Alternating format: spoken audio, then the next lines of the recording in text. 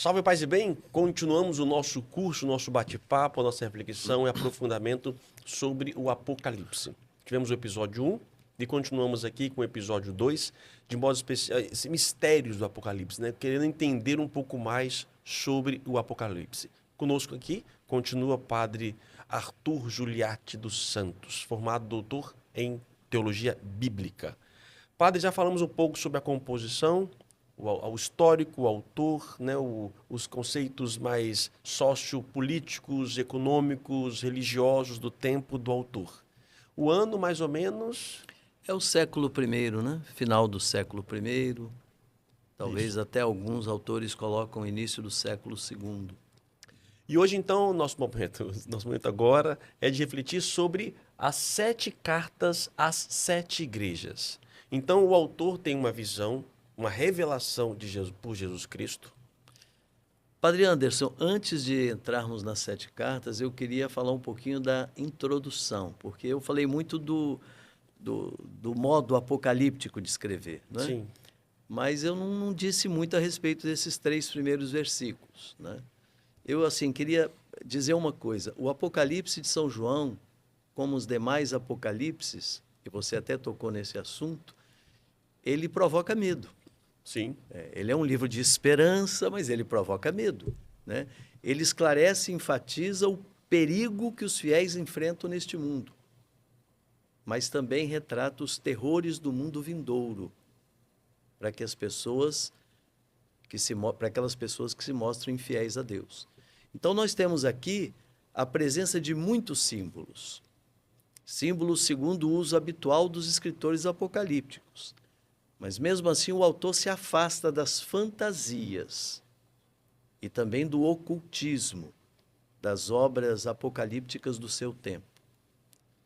Seu livro ele se apresenta como uma profecia da história, cheia de símbolos que provém, em primeiro lugar, não das culturas odiernas daquele momento, mas que provém do Antigo Testamento. Olhe bem, ele fala da serpente, que aparece lá no Gênesis, fala do paraíso, que aparece lá no Gênesis, fala das pragas, que aparecem lá no Êxodo, fala das trombetas e etc. Ou seja, ele fala por uma linguagem que o povo judeu, que vem dessa herança, nós cristãos também, consegue entender. Muito bem. Mas quem não era judeu, quem não era daquela região... Não entendia. Não entendia. Ele está falando de quem? O que é isso? Não é? Então, nós temos no Apocalipse diversos tipos de simbolismo. Nós temos o chamado simbolismo cósmico, que mostra a dimensão transcendente da presença de Deus. Nós temos o chamado simbolismo teriomórfico, que é o que toma uma referência do mundo animal, né? Aludindo às forças sobre-humanas, né? Mas sempre controladas por Deus. Vejam que ele apresenta coisas horrendas, mas tudo sob o controle de Deus. E nós temos o chamado simbolismo cromático, que usa cores. Cores que adquirem uma significação que vai além do valor convencional. Sim, os cavalos, e né? meramente O cavalo estético. branco, o cavalo Exato. vermelho. Por exemplo, o vermelho. Vermelho ele indica a violência e a crueldade no Apocalipse. O branco ele faz referência ao mundo sobrenatural. O amarelo é a cor da liturgia. Até alguns autores apresentam o Apocalipse como uma grande liturgia. Uma grande liturgia. O verde significa o fim da vida, isto é, a morte. Era o pensamento do homem daquele momento histórico que via, por exemplo, no morto, que ele ia ficando meio amarelo esverdeado. Então é a cor da morte, o verde, né? Nós encontramos ainda o simbolismo aritmético aqui, ou seja, os números. Os números falam e expressam o atributo de algo que a sua quantidade indica. Então, por exemplo, o 7. O 7 e os seus múltiplos significam o quê? A perfeição e a totalidade. Então, nos mistérios do Apocalipse, nós temos a imagens de animais colocados imagens ligadas ao povo judeu no sentido dos livros e outros mais, Então, como essa serpentes, das imagens de animais é chamado simbolismo teriomórfico, teriomórfico. né? Porque heteras, em grego, significa fera, animal. Temos a linguagem também numérica, nos números. Exato. Tem a linguagem das cores. Das Embora cores. hoje nossas cores tenham outro significado. Outro significado Hoje para nós. O verde, por exemplo, para nós é A esperança. Para eles é era morte. É morte. E de onde a teologia tira esse significado? Da tradição? Ela tira da própria cultura local.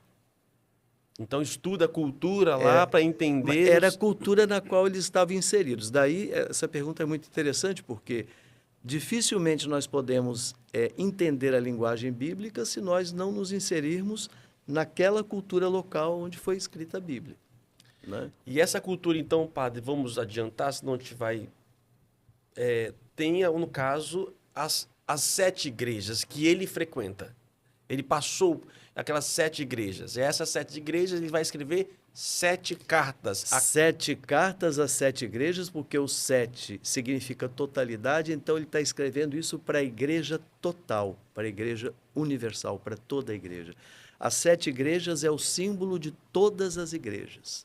De todas as igrejas. E tem algum resquício, documento de que ele tenha, no caso também, fisicamente visitado essas igrejas? Ou ele está trazendo essa simbologia realmente? Não, é possível que ele tenha, sim, porque João ele passou o final da vida dele em Éfeso. Éfeso era uma espécie de centro cultural, econômico, político. Né?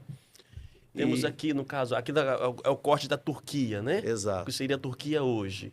Ele escreve, então, de Patmos. De Patmos. Que é uma ilha. E veja bem, lá ao lado, você está vendo o quê? Éfeso. Éfeso. De Éfeso a Patmos é perto. Não sei se você já teve... Sim, já foi. Pois é. É fácil. Faz aquela travessia. Sim. Então, alguns até dizem assim, de Éfeso, quando ele olhava para o continente, ele via as igrejas. Né? Quando ele olhava para o mar Mediterrâneo, ele vinha o quê? Ele via o quê? Ele via a grande fera, a grande besta que vinha engolir em todos os sentidos, político, econômico, religioso, as pessoas que estavam ali para viver a sua fé. Ele via a Grécia, ele via o Império Romano, ele via tudo. Quer dizer, não via do sentido que sabia Sim, que daquele lado estavam os grandes impérios. Né? Então, por isso, ele vê o continente, ele vê as igrejas, né?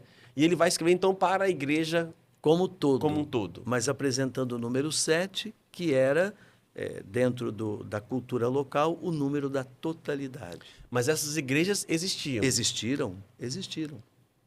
Existiram, sim. Né? E essas localidades existiram. Então, podemos dizer que o Apocalipse é para hoje, porque nós temos as bestas, as feras, que se endeusam e se colocam como deuses em nossa vida.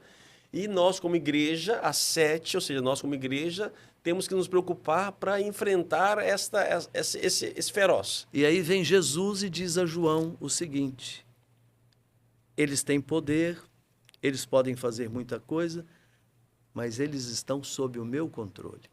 Eu sou Deus, e não eles. E não eles. Então, por isso que o que mete medo nas pessoas é o que vai acontecer. Mas acontecer com quem? Aí vamos voltar ao Salmo primeiro. O caminho dos justos é reto, e por ele eles andarão. Mas o caminho dos estultos, nele eles vão escorregar, eles não vão conseguir. Aí ele vai usando essa linguagem aritmética. O 7 é a totalidade. O 12, quando ele fala do número 12, dos 144 mil, etc., sim, ele faz reverência ao quê? À história da salvação do Antigo Testamento. São os 12 filhos de Jacó, as 12 tribos de Israel. E ele faz referência ao Novo Testamento. Quem são os 12 do Novo Testamento? Os 12 apóstolos. Você está lembrado que lá no final do Apocalipse ele fala que ele viu as bases da muralha que tinham os nomes dos 12 apóstolos do Cordeiro. Então ele olha para o Antigo Testamento e olha para o Novo Testamento. Vamos lá então, padre. Nós temos as 7 igrejas aqui colocadas, já falaram, entendemos que é para a humanidade como um todo. O que essas igrejas têm e quais são por que ele escreve para elas? São os pecados? São os desvios? É um alerta para essas comunidades? Também escreve para elas, sobretudo e especialmente para consolá-las. É uma consolação que ele quer fazer à igreja. Mas antes, Padre Anderson, assim, talvez eu vá, assim, não começar imediatamente com as 7 igrejas, mas seria bom a gente dar uma olhadinha logo no início do Apocalipse, né? Dá uma olhadinha lá. Você podia ler para nós os versículos de 1 a 3, capítulo 1? Revelação de Jesus Cristo. Deus lhe a concedeu para que mostrasse aos seus servos as coisas que devem acontecer muito em breve. Muito em breve. Ele a manifestou com sinais por meio do seu anjo, enviado ao seu servo João, o qual atesta tudo quanto viu como sendo a palavra de Deus e o testemunho de Jesus Cristo.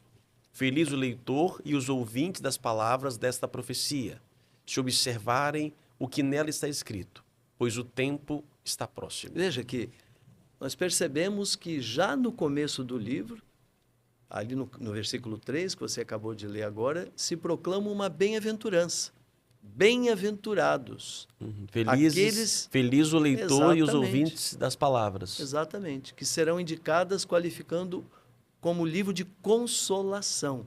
Então, esse é o primeiro ponto que nós temos para dizer e para afirmar que o Apocalipse é um livro de consolação, é o livro da grande esperança cristã. A grande esperança é igualmente bem-aventurado quem proclama a profecia, ele diz, e quem a cumpre. Porque se eu coloco a missão do Espírito Santo, que é uma missão também de acusar, mas o acusamento, a acusação do Espírito não é uma forma de condenação. É uma acusação para poder te levantar. Olha, por favor, acorda, desperta. Para te mostrar o caminho. Para te mostrar o caminho. Exatamente. Então, se você tem aqui um discurso, uma visão, uma mensagem para as igrejas que mostra o pecado, mas no sentido de, olha, se você, é feliz quem está percebendo isto e que vai modificar. E até mais do que isso, Padre Anderson. Você veja que se nós prestarmos bastante atenção nesses 3 versículos que nós lemos, nesses 3 primeiros versículos, eles põem de relevo algumas qualidades específicas. Primeiro, essa revelação ela é totalmente divina. Ela não parte da iniciativa humana. Ela não parte. Ela não é algo fechado, algo hermético. Mas ela é decifrável. Então, aqueles que dizem, mas não dá para decifrar. Ela é algo decifrável, isto é, se trata de uma profecia aberta. Essa seria, então, a grande profecia dos últimos tempos. Cristo... E aí que é engraçado, porque quem faz a interpretação não é João, e nem o anjo, é o próprio Cristo, que mediante o seu anjo, e especialmente através de João, aqui ele sublinha, portanto, a mediação humana do Apocalipse. Por fim, pode fechar-se, felizmente, esse círculo da revelação quando o livro se proclama e, sobretudo, quando os cristãos o escutam e põem em prática os seus ensinamentos. Né? Ele fala o quê? Felizes, versículo 3. O leitor e os ouvintes das palavras desta profecia se observarem o que nela está escrito. Se observarem. Então, ele coloca uma condição. Você é feliz se... Você é feliz, você é bem-aventurado se você vivenciar, né? Observar as palavras Observar desse o que livro. nela está escrito. E ele vai voltar nisso lá no finalzinho do livro, quando ele fecha. Ele diz, feliz de quem ouve as palavras desse livro e maldito quem tira ou põe alguma coisa que não foi revelada aqui. Por quê? Porque a revelação não veio de João, ela veio de Jesus, nesse sentido. E o que é revelado? O que nós vamos ver a partir de agora. Sim, vamos lá então. Vamos entrar nas cartas às igrejas da Ásia. São 7. Então, nós temos aqui Éfeso, Esmirna, Pérgamo, Tiatira, Sardes, Filadélfia e Laodiceia. Exato. 7 igrejas, como você já disse, representa a totalidade. A totalidade, número 7. A toda a igreja. Então, isso aqui é para mim e para nós, em qualquer época. Não podemos cair nos pecados que aqui estão sendo colocados. Exato. Os capítulos 2 e 3, aqui nós temos as 7 cartas, dirigidas às 7 igrejas da Ásia Menor, que propõem um processo que, na realidade, se dirige a toda a igreja. Sim. O senhor vai querer fazer o quê? Falar uma por uma? Como vamos fazer? Podemos falar, dar uma ideia de uma Uma por ideia. uma, né? Por exemplo, a primeira coisa que nós temos aqui, olha só, por isso muitos dizem que o Apocalipse é um livro litúrgico. Por quê? Porque, lê, por favor, os versículos de 4 a 8. Do 4 a 8. É. Vamos lá. 4. João, às 7 igrejas que estão na Ásia. A vós graça e paz da parte daquele que é, aquele que era e aquele que vem. Da parte dos 7 espíritos que estão diante do seu trono. E da parte de Jesus Cristo, a testemunha fiel, o primogênito dos mortos. O príncipe dos reis da terra. Aquele que nos ama e que nos lavou dos nossos pecados com o seu sangue. E fez de nós uma realeza e sacerdotes para Deus, seu Pai. A ele pertence a glória e o domínio pelos séculos dos séculos. Amém. Até aqui, ó, é 8. Até o 8. Eis que ele vem com as nuvens e todos os olhos o verão, até mesmo os que transpassaram, e todas as tribos da terra baterão no peito por causa dele. Agora Sim. vejam que há uma resposta. Vai lá. Amém. Eu sou o Alfa e o Ômega, diz o Senhor Deus, aquele que é, aquele que era, aquele que vem, o Todo-Poderoso. Então veja que aqui não é mais só João quem fala. Não é só João quem fala. Nós temos uma segunda pessoa. Por isso que nós dizemos que nós assistimos aqui, logo no início, um diálogo litúrgico entre o leitor e a comunidade cristã. Esse diálogo inicial ele corresponde a outro diálogo litúrgico que nós vamos encontrar lá no final do livro, no capítulo 22.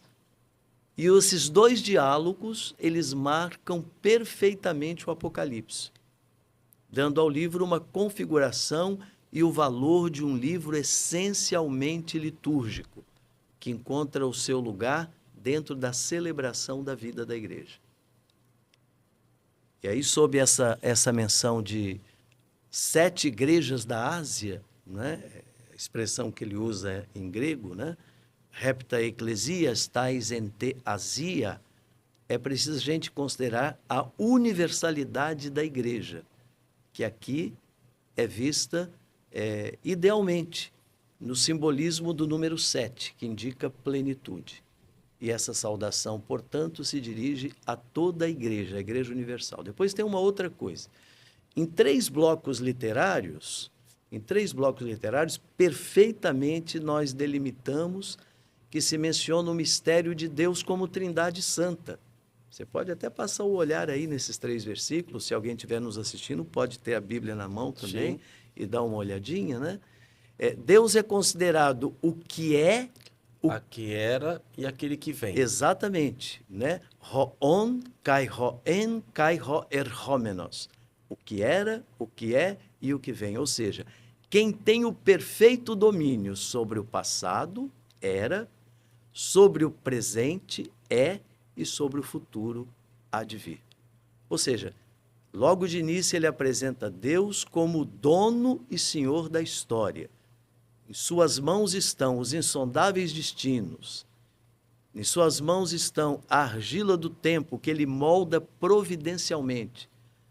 Depois ele fala aí dos 7 espíritos, né? Isso, eu ia perguntar para o senhor isso. Por quê? Ton repta pneumaton. Que seriam os dons do Espírito? É a expressão que ele usa. Vamos lá, então.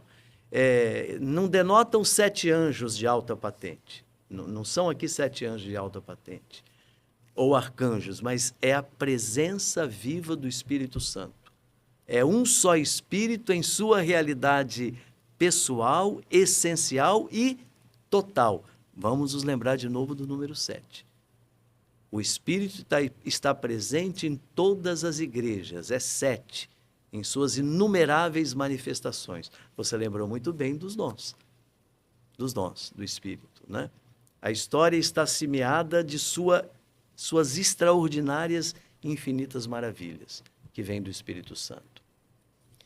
Ele fala assim, a vós, graça e paz da parte daquele que é, que era e que vem, da parte de Jesus Cristo, sim, a testemunha fiel do príncipe, e que nos lavou tal, e fala do Espírito no caso, e né? fala dos 7 Espíritos. Isso. Né?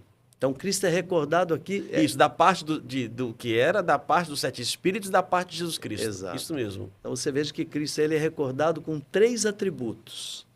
principais que provém do Salmo 89. Caramba, gente. Né? Testemunha fiel, primogênito dos mortos e príncipes do rei da terra. Exatamente. Isso aí vem do Salmo 89. Ele é testemunha fiel, Rho martis, Rho pistos. Ele é o primogênito dentre os mortos, Rho prototokoston necron. Ele é o príncipe dos reis da terra, Rho archon ton basileon tesges. Ou seja, a comunidade cristã, ela responde agradecida a essa presença de Deus, em especial a presença de Jesus Cristo. E toda assembleia se sabe e se sente amada pelo Senhor. Na verdade, é a força daquela palavra litúrgica que nós temos na liturgia, né? O Senhor esteja convosco, Ele está no meio de nós. Então, quem é que está no meio de nós? É a testemunha fiel, que derramou o seu sangue na cruz, é o primogênito dentre os mortos, porque ele venceu a morte, é o príncipe dos reis de toda a terra. Que lindo. Bonito, não? É um livro bonito, né? E como fruto primeiro desse amor, o que aparece? O perdão dos pecados. Sim, aquele que nos ama, nos lavou os nossos pecados, o seu sangue, a fez solicitude de Cristo. Realeza de sacerdotes. Amou-nos e em seu sangue nos lavou dos pecados. Ele diz lá, Kai lusanti remazapoton hamartion remon. Amou-nos e nos lavou dos pecados. A igreja recém-lavada do batismo, no batismo da água e do sangue de Jesus, e agora ele fez dela partícipe das suas prerrogativas. Converteu em reino para que combata em favor do evangelho e estenda pelo mundo o senhorio de Cristo. E fala do futuro também, né, padre? E eis que ele vem com as nuvens, né? Exatamente. E fala também da parousia, né? Eis que ele vem com as nuvens, que todos os olhos o verão, até mesmo os que o transpassaram, né? E todas as tribos da terra bateram no peito por causa dele. Sim, por causa amém. dele. Sim, amém. E aí você vê que o diálogo é litúrgico, né? Ele diz uma coisa aqui que eu também acho belíssima nesses 3 primeiros versículos, né? Ele converte tudo isso em sacerdócio, né? Sim. A fim de oferecer a Deus o culto da sua vida. Ou seja, fez de vós, aí a gente pode pensar no sacerdócio comum dos fiéis, né, que a liturgia fala, né? Fez de vós sacerdotes para Deus e seu Pai. Riereis to Theo kai patria autu. Ambas as funções têm sentido quando se realizam unindo-se o todo a Cristo, que é o Rei dos Reis. E o único sacerdote, sumo sacerdote. Ele é chamado aí de Todo-Poderoso, né, o Rho Pantocrator. E Deus se manifesta aos cristãos revelando-se o quê? Como Pai, por Jesus Cristo. É maravilhoso. O Apocalipse é um livro lindo. Estou apaixonando. As pessoas não têm que ter medo. Ninguém precisa ter medo do Apocalipse. Eu estudei há muito tempo atrás, padre. É um livro da esperança. É um livro da esperança. Né? Então, João está explicando as 7 igrejas da parte de Jesus Cristo, do Espírito de Jesus Cristo que nos lavou, que nos salvou e assim por diante. Para dar esperança. E esse Jesus Cristo que há de voltar sobre as nuvens. Exatamente. E aí o que ele faz? Ali, antes das cartas ainda, né? Nos versículos de 9 a 20, que nós não vamos ler, porque não vamos ter assim parte a parte, né? Tempo hábil para isso, né? Mas ele, ainda, por exemplo, nos versículos, capítulo 1, versículos de 9 a 20, ele faz a apresentação de Jesus ressuscitado. E essa apresentação também ela é magnífica, porque João, desde o seu desterro na ilha de Patmos, aonde ele foi confinado em razão da sua valente pregação da palavra de Deus, ele se une a todos os cristãos, ainda que estejam longe. E ele considera-se desde a sua mais profunda identidade, como é que ele usa lá a expressão? É o vosso irmão e companheiro de todos. Sim, vosso irmão e companheiro na tribulação. Viu? É isso aí. Na realeza e na perseverança de Jesus. É isso aí. Ele se encontrava na ilha de Patmos. Ele compartilha as tribulações apostólicas. Agora, o que vai acontecer aí nesses versículos? Logo depois dele compartilhar isso, ele ouve uma voz poderosa. Sim, ouve uma voz atrás de mim forte, como de uma trombeta, ordenando: escreve o que vês num livro e envia-os às 7 igrejas. Exatamente. Então, foi mandado que ele fizesse. ele volta-se, ele primeiro ouve a voz, depois Sim, ele se volta. voltei-me para ver a voz que me falava. Ao voltar-me, vi 7 candelabros de ouro. E no meio dos candelabros, alguém semelhante a um filho de homem. Está vendo? Ele tem a visão de Cristo adornado de uma simbologia rica, uma simbologia brilhante, e depois ele recebe o encargo de uma missão profética. Vestido com uma túnica longa e cingido à altura do peito com um cinto de ouro. Exato. É a veste sacerdotal. E quando a gente começa a decifrar todos esses símbolos, nós obtemos as seguintes afirmações teológicas. Primeiro, Cristo é o Filho do homem, cheio de poder, que conhece por dentro, sonda e julga a igreja. Por quê? O que ele diz lá? Seus olhos eram ardentes como fogo. Sim. Roi oftalmoiautu hos floxpiros. É o único sumo sacerdote. Ele está com as vestes sacerdotais que preside toda a ação litúrgica dentro da igreja. Nós, padres, não agimos em nome próprio. Nós agimos, como diz a teologia, in persona Christi, na pessoa de Cristo, não é na nossa própria pessoa. Não é? Então, na vista dessa imagem, ao mesmo tempo unitária e coletiva, ele vê a imagem dos 7 candelabros de ouro, reptalichnias rissas, que depois ele vai explicar. Os 7 candelabros de ouro são as 7 igrejas, no meio das quais o Cristo caminha. Ele vai explicar isso aí, mais adiante. Ele vê, né? Fala os cabelos da cabeça eram brancos como lã branca, os seus olhos pareciam como chama de fogo, os pés tinham aspecto de bronze, na mão direita ele tinha 7 estrelas, da sua boca saía uma espada afiada. E ele diz, e ao vê-lo eu caí como morto aos seus pés. Exato. Então, veja bem, ele fala à igreja com autoridade divina. Sua voz como a voz de muitas águas. Refoneu tu, rosfone, ridaton pulon. E com uma força combativa da sua boca, saía uma espada de 2 gumes, afiada. É a plenitude da divindade.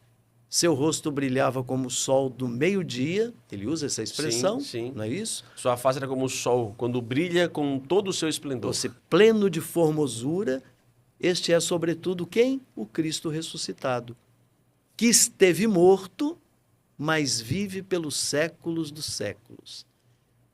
Egenomen necros caidud zooneimi eistonaiona, que vive pelos séculos dos séculos.